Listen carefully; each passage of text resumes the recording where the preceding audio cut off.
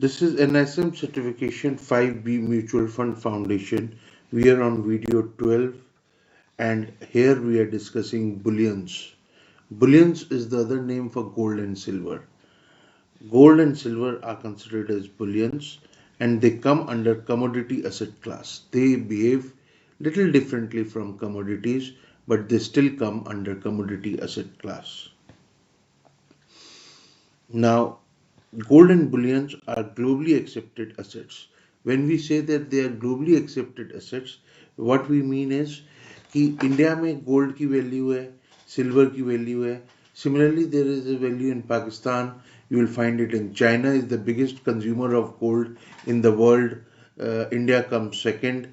You will find in Russia, in America, in Europe. Everybody appreciates gold and silver as an asset class which gives them return.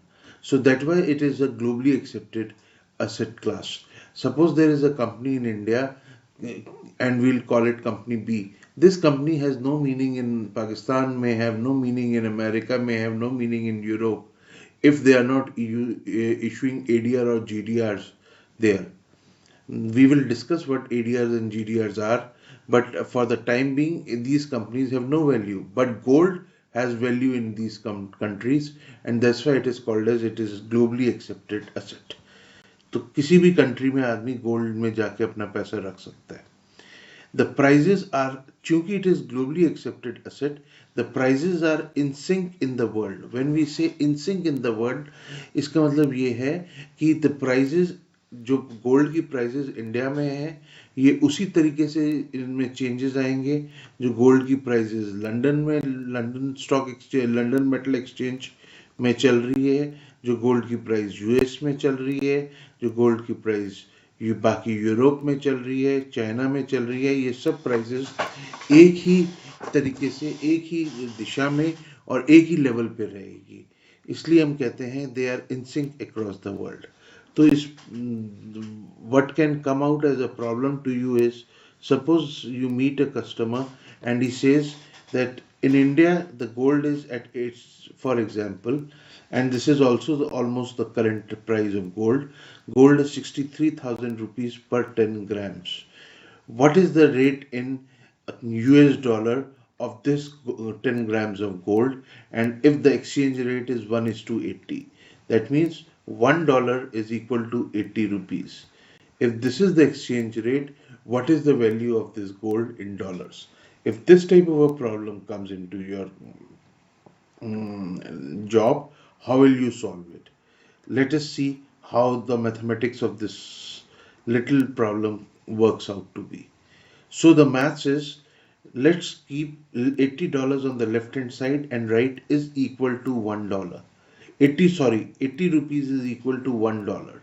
Now since 80 rupees is equal to $1, 1 rupee will be equal to how many dollars? Divide $1 by 80. This is the value of 1 rupee in terms of dollars. So if 63,000 rupees is there, how much will be the dollar value of that? The dollar value will be multiply 1 by 80 into 63,000. You get 787.5. You will comfortably tell to your client that if 63,000 rupees is the price of dollar in India, if we talk about international price of dollar, international price of gold, then it will be $787 globally. You have to make certain adjustments to this. The point is that in country B, 10 grams of gold will be around $787.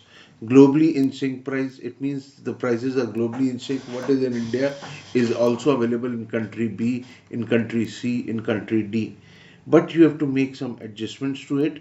The adjustment is the government restrictions which different countries impose on gold and the various costs which are involved in it, maybe some taxation element, maybe some other elements of storage, transportation, or some certification elements. So these are the various costs and restrictions which adds up to these costs locally in that country. So, however, the base price will work on this conversion factor and will be in sync globally. I hope you have understood this point. Let's come to the second point. Gold is considered to be safe haven. When we use the word heaven, we mean स्वर्ग. Gold को economic स्वर्ग के रूप में तुलना की जाती है. And what is the point of doing that? Because gold is a very very stable asset class. It doesn't fluctuate much. It goes up and down, but it is very slow and it is not very volatile in that nature. It doesn't mean that gold prices do not move up. Gold prices have moved up from what used to be 400 rupees, 10 grams around 40 years, 50 years back, is now at 63,000 rupees. So it prices moves up, but is not volatile in nature. When we say volatile, we mean it doesn't move like this. You see, the price is here, sometimes here, here, then here, then here, then here, then here. This is volatile. कभी price ऊपर जा रही है, कभी नीचे जा रही है, कभी ऊपर जा रही है, कभी नीचे जा रही है. इतनी बड़ी बड़ी स्विंग्स नहीं दे रही है. That is volatility. Chunki it is a safe haven, gold is used as a storage value. People like to keep money, economic value in gold so that it is safe and it doesn't deteriorate in its value easily, and it is available in cash anytime you want. So it is used as a storage value, and people use this as a storage value. Why people use it as a storage value is because you would find sometimes people like to keep money in currencies, economic value in currencies. The currencies can get volatile. Geopolitical instability is there, or economic instability is there in country. The currency starts inflating so much.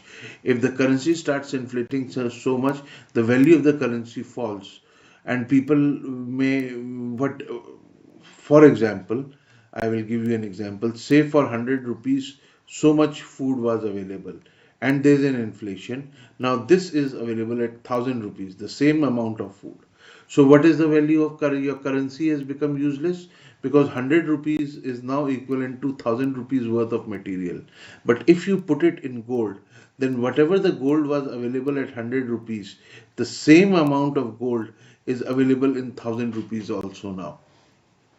So your gold, your 100 rupees, will convert into 1000 rupees when you sell it. So your money is protected. It is against inflation. But had you bought 100 rupees, had you kept it in currency, then the food which you were to buy at 100 rupees, you would have had to spend 1000 rupees now to get the same food. So you had to part with more money to get the same food. But had you bought 100 rupees worth of gold, you would have sold that same 100 rupees worth of gold to get the same amount of food. You did not have to part with more gold to buy the same quantity of food.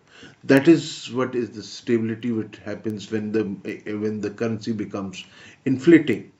So such type of situations, gold becomes safe haven. Also, gold is used to is pegged to gold reserves with currencies are pegged. Currencies spelling is wrong. It is currencies. It is curries.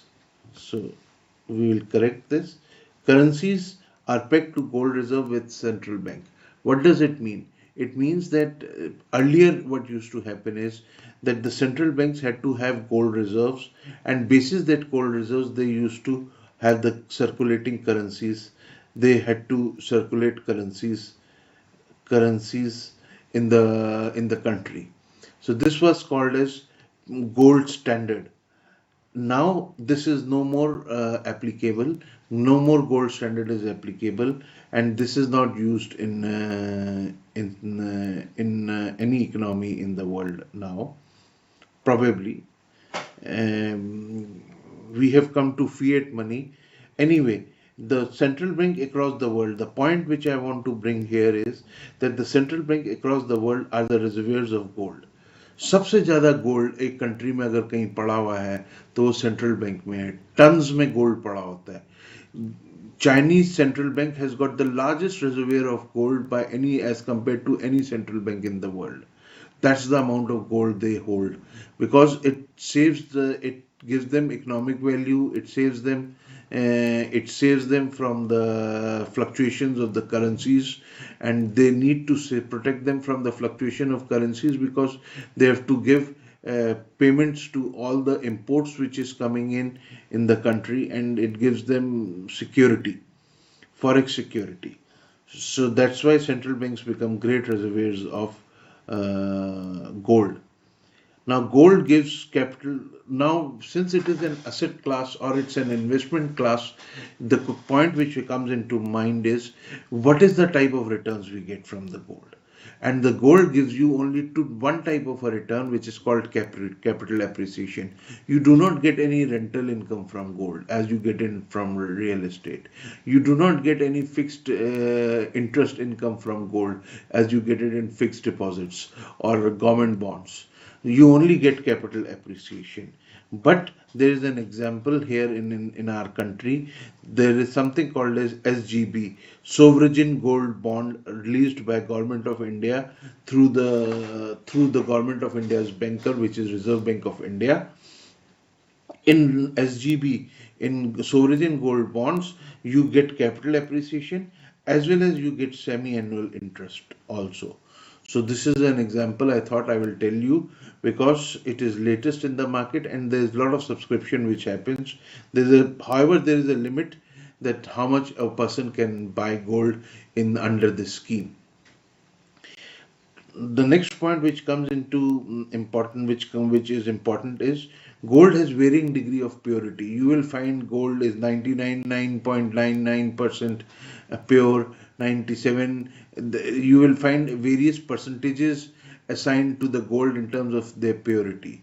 So it is important to take purity certificate when you buy gold because it gives you the surety that this is the level of purity. First, it tells you how much is the level of purity, and second, it gives you a surety that this gold is that level of pure or not. So that's why take purity certificate. But the drawback with purity certificate is that because of the purity certificate, the cost goes up. And if you don't take a purity certificate, then there is a risk that the quality of the metal which you are taking can be of poor or inferior quality. That means it does not have the purity as sold to you or as quoted to you.